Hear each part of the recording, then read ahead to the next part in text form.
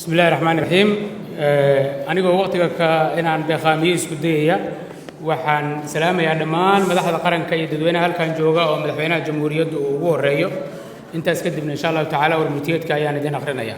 بسم الله الرحمن الرحيم شركة قلها وذاتشجع قرن كأرمها دورشوينكا تضبي الله تنك بشمي لبكون يكوبي لباتن والمرتيات shir madaxeed ay isugu yimaadeen madaxda golaha wada tashiga qaranka oo uu shir gudoominayay ra'iisul wasaaraha xukuumadda federaalka ee Soomaaliya mudane Maxamed Xuseen Rooble ayna ka soo qayb galeen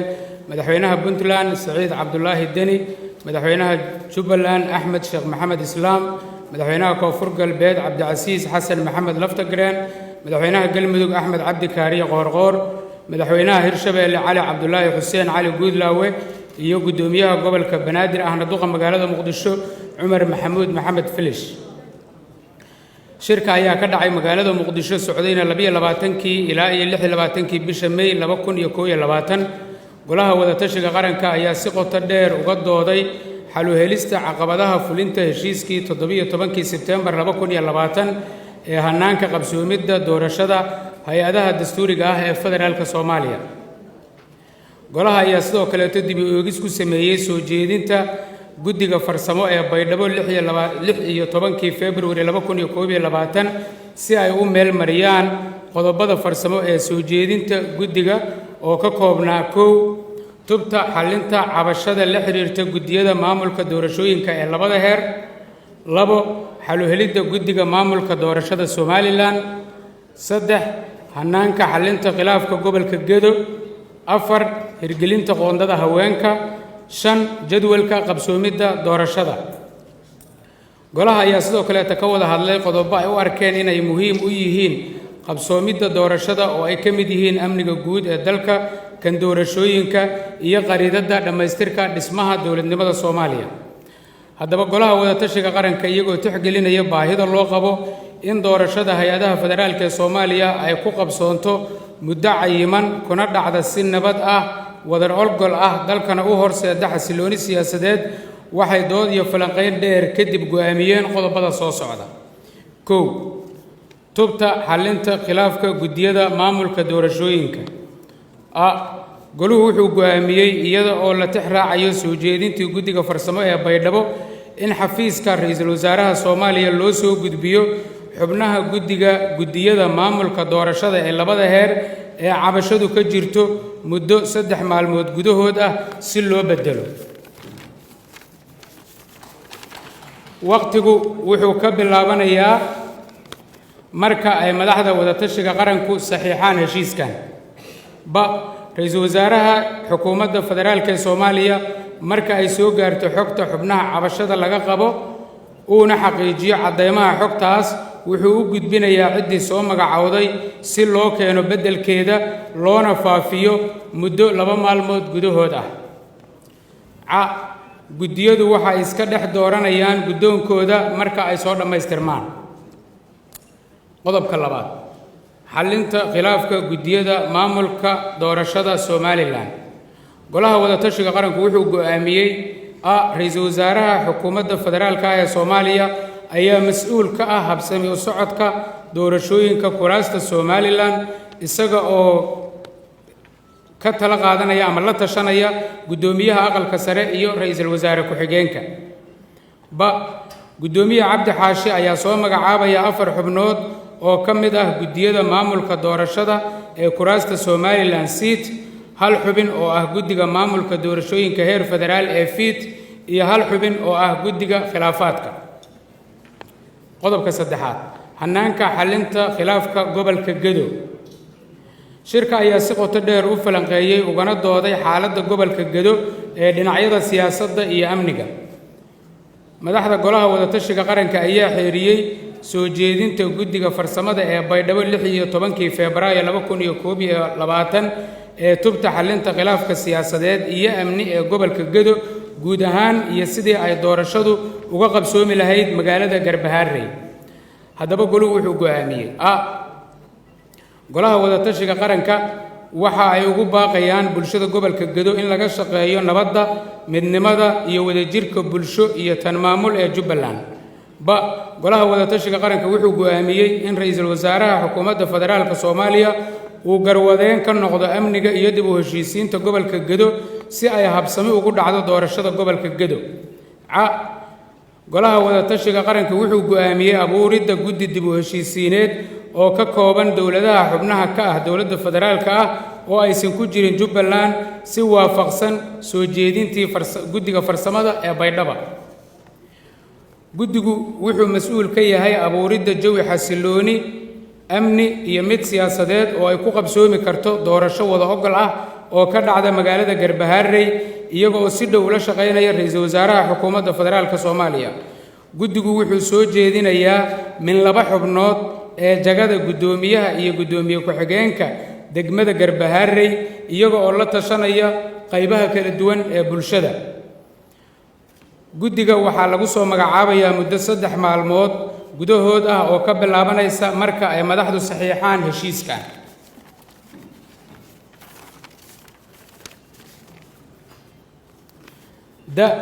madaxweynaha dowladda Jubbaland ayaa soo magacaabaya xubnaha maamulka degmada Garbaharey ee ay soo gudbiyeen guddiyada dib u heshiisiintu si waafaqsan soo jeedintii 16 Febraayo ee guddiga farsamada ee Baydhabo.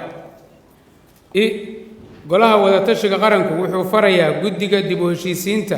in ay ku soo dhammaystiraan qorshaha xasilinta gobolka Gedo guud ahaan iyo tanjawiga qabsoomidda doorashada Garbaharey muddo 30 maalmood gudahood ah oo ka bilaabanaysa marka la magacaabo guddiga. dhinaca amniga doorashada Garbaharey goluhu wuxuu go'aamiyey in booliska AMISOM la geeyo magaalada Garbaharey si ay u hubiyaan amniga magaalada iyo in goobta ay ka dhacayso doorashadu. in guddiga dib u heshiisiinta iyo maamulka cusub ee ay soo magacowday Jubbaland ay ka soo tala bixiyaan kana shaqeeyaan sidii guddiga doorashada ergada iyo musharaxiinta loogu diyaarin lahaa ilaalo u gaar ah oo amnigooda ilaaliyo si loo helo amni la isku halayn karo muddada ay doorashadu socoto. goluhu wuxuu go'aamiyey in guddiga dib u heshiisiinta ay xafiiska ra'iisul wasaaraha xukuumadda federaalka u soo gudbiyaan qorshaha iyo jadwalka gogosha nabadeynta gobolka Gedo iyo dhammaystirka dhismaha maamulka gobolka Gedo laguna hirgeliyo muddo 60 maalmood ah doorashada kadib. qodobka 4 amniga doorashada. golaha wadatashiga qaranku waxay go'aamiyeen in la dhiso guddi amni oo ka kooban 9 xubnood mas'uulna ka ah amniga doorashada uuna hogaaminayo ra'iisul wasaaraha xukuumadda federaalka Soomaaliya xubnana ay ka yihiin taliyaasha booliiska federaalka iyo dowlad goboleedyada iyo taliyaha booliiska AMISOM. in guddiga amnigu diyaariyo ciidamo u gaar ah ilaalinta goobaha ay ka dhacayso doorashada gaar ahaan goobaha lagu dooranayo kuraasta Somaliland guddoonka 2 aqal ee baarlamaanka iyo madaxweynaha jamhuuriyadda federaalka Soomaaliya. golaha wadatashiga qaranku wuxuu farayaa dhammaan qaybaha kala duwan ee ciidamada amniga ee labada heer in aanay ku milmin faragelinna ku samaynin arrimaha siyaasadda iyo hirgelinta doorashada. in guddiga amniga doorashadu ay warbixin joogto ah siiyaan golaha wadatashiga qaranka si ay go'aan uga gaaraan habsami u socodka ama xallinta xaaladaha taagan ee doorashada la xiriira. qodobka 5 hirgelinta qoondada haweenka. goluhu wuxuu isku raacay iyadoo la tix raacayo heshiiskii 17 Sebtembar 2020 ee xaqiijinta qoondada haweenka ee 30% in la ilaaliyo qoondada haweenka ee 2 aqal. 6 jadwalka qabsoomidda doorashada. golaha wadatashiga qaranka iyadoo la xiriirinayo dib u dhaca ku yimid waqtigii loo asteeyay qabsoomidda doorashada federaalka ee 2020-2021 wuxuu go'aamiyey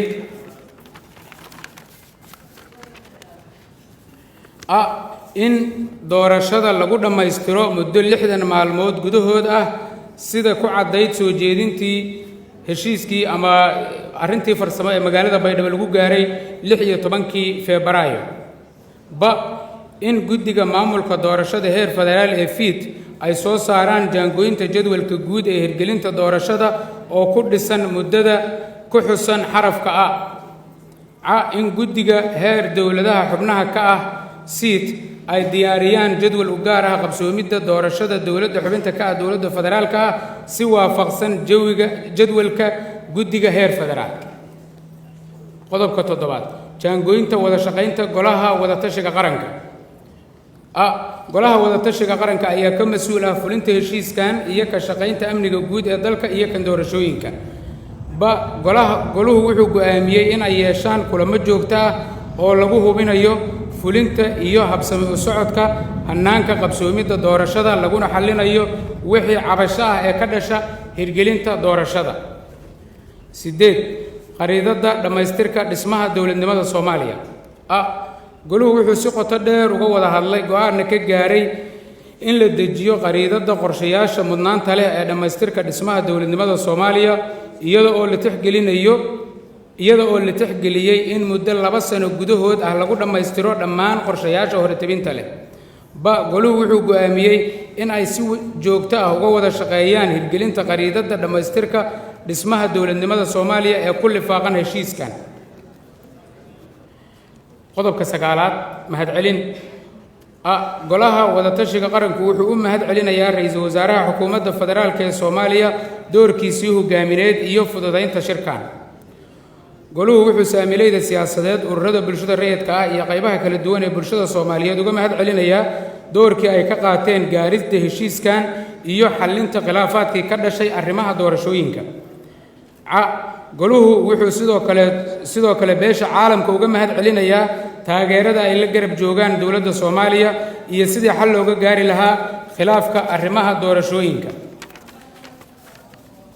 waxaan markaa idin kormarayaa lifaaqa halkan la saxiixay ee quseeya arrimaha mustaqbalka insha Allah ama qariidada dhammaystirka dowladnimada Soomaaliya. si loo dhammaystiro dhismaha dowladnimada Soomaaliya ee ku dhisan hannaanka federaalka ah loogana gudbo caqabadaha soo noqnoqday ee khilaafka siyaasadeed waa in madaxda loo doorto hay-adaha dastuuriga ah ee dowladda federaalka ah ee Soomaaliya iyo dowladaha xubnaha ka ah dowladda federaalka ay ka wada shaqeeyaan adkaynta midnimada iyo wadajirka dadka iyo dalka Soomaaliyeed sidoo kalena ay si midaysan uga shaqeeyaan xasilinta iyo adkaynta amniga guud ee dalka si dalku uu noqdo mid la jaan qaadi kara dunida inteeda kale. haddaba si loo gaaro mabaadi'da kor ku xusan goluhu wuxuu isku raacay hirgelinta qariidada qorshaha masiiriga ah ee mudnaanta u leh dowlad dhiska Soomaaliya sida ku cad shaxda hoose. shaxdu marka waxay ka kooban tahay qorshaha faahfaahinta muddada hirgelinta iyo cidda mas'uulka ka ah insha Allah tacaala. qodobka 1 dhammaystirka dastuurka federaalka ah. faahfaahintiisu waxay tahay in heshiis laga gaaro guddiga dib u eegista iyo geedi socodka dhammaystirka dib u eegista dastuurka, in la dhammaystiro qodobada farsamo ee ku xusan u dhiman arrimaha dastuurka,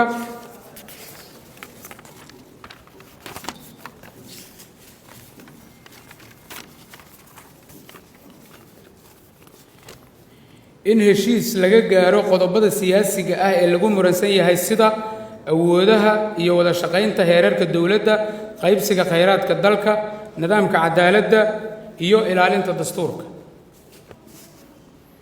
waqtiyadu way kala duwan yihiin laakiin 2 sano gudahood ayuu isaga oo dhan ku go'an yahay. kaasi marka waa qodobka 1. qodobka 2 dhammaystirka hannaanka dhismaha ciidanka iyo sugidda amniga dalka. in heshiis wadajir ah laga gaaro qaabka loo dhisayo ciidamada qaranka Soomaaliya, dib u eegisna lagu sameeyo heshiisyadii hore ee amniga. in dib loo qaabeeyo dhismaha ciidamada qaranka, qalabeeyo loona diyaariyo in ay la wareegaan mas'uuliyadda amniga qaranka. xoreynta iyo in dalka laga saaro kooxaha argagixisada ah. kaasina waa qodobka 2. qodobka 3 waa qadiyadda arrimaha Somaliland. in dowladda federaalka ah iyo dowladaha xubnaha ka ah dowladda federaalka ay heshiis ka gaaraan hannaanka wada shaqayneed waa hannaanka wada hadalka arrimaha Somaliland. in lagu gudagalo wada hadallada Somaliland laguna dhammaystiro ilaa bisha August 2022. qodobka 4 maqaamka caasimadda Soomaaliya. in hay-adaha dowladda federaalka ah iyo dowladaha xubnaha ka ah dowladda federaalka ay heshiis midaysan ka gaaraan maqaamka caasimadda dalka. dib u heshiisiinta. in dib u habayn lagu sameeyo guddiga dib u heshiisiinta qaranka in la diyaariyo qorshe qaran oo dib u heshiisiineed iyo in la hirgeliyo barnaamijkaas qaran ee la diyaarin doono insha allah. qodobka 6 deeqaha iyo deyn cafinta in laga heshiiyo qaybsiga deeqaha iyo tubta deyn cafinta Soomaaliya. 7 hirgelinta doorashada hal qof iyo hal cod in dib loo eego heshiisna laga gaaro dhammaan shuruucda guddiyada iyo siyaasadaha hirgelinta doorashada qof iyo cod in la dhammaystiro geedi socodka qabsoomidda doorashada xisbiyada tirakoobka xuduudeynta dhaqaalaha iyo agabka hawshaasna waa in lagu qabtaa ugu dambeyn 2023 warmurtiyeedkan waxaa saxiixay ra'iisul wasaaraha xukuumadda federaalka ee Soomaaliya mudane Maxamed Xuseen Rooble madaxweynaha Puntland mudane Saciid Cabdullaahi Deni madaxweynaha Jubbaland mudane Axmed Sheekh Maxamed Islaam madaxweynaha Koonfur Galbeed mudane Cabdicasiis Xasan Maxamed Laftagareen madaxweynaha Galmudug mudane Axmed Cabdi Kaariye Qoorqoor madaxweynaha Hirshabeelle mudane Cali Cabdullaahi Xuseen Guudlaawe iyo gudoomiyaha gobolka Banaadir ahna duqa magaalada Muqdisho mudane Cumar Maxamuud Maxamed Cumar Finish waa mahadsantihiin.